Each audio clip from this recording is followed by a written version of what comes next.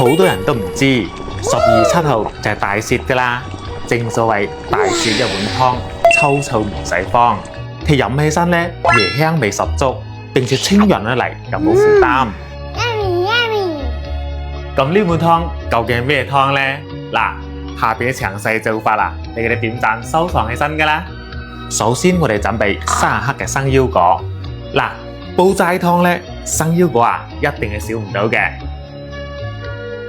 因為生腰果含有豐富嘅植物蛋白、維生素同埋多種嘅礦物質等營養成分，可以令到啖湯啊更加之香滑順口，並且一家大細都啱飲㗎。跟住用滾水渌翻一渌，咁樣啲腰果就處理乾淨㗎啦。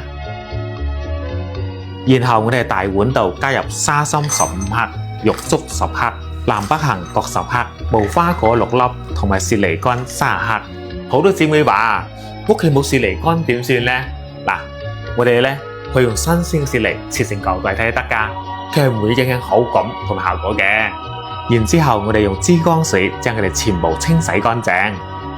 各位哥哥姐姐們，老王將自己終身受益嘅食養小妙招毫無保留咁分享俾大家啦，可唔可以幫老王點翻個唔使錢嘅小紅心，鼓勵支持下呢？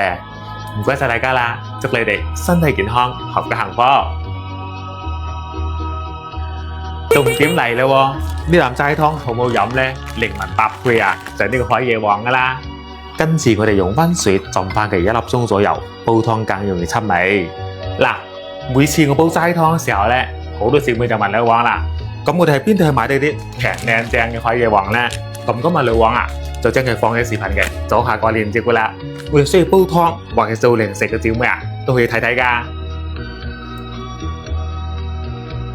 好啦，而家呢，洗就洗好啦，浸就浸好啦。等水滾之後呢，我哋直接掉落去煲就得噶啦。我哋先將啲材料冚唪唥倒晒落去，記得海椰王同埋雪梨乾呢係最後15分鐘先放，咁樣佢嘅營養先至唔會容易流失。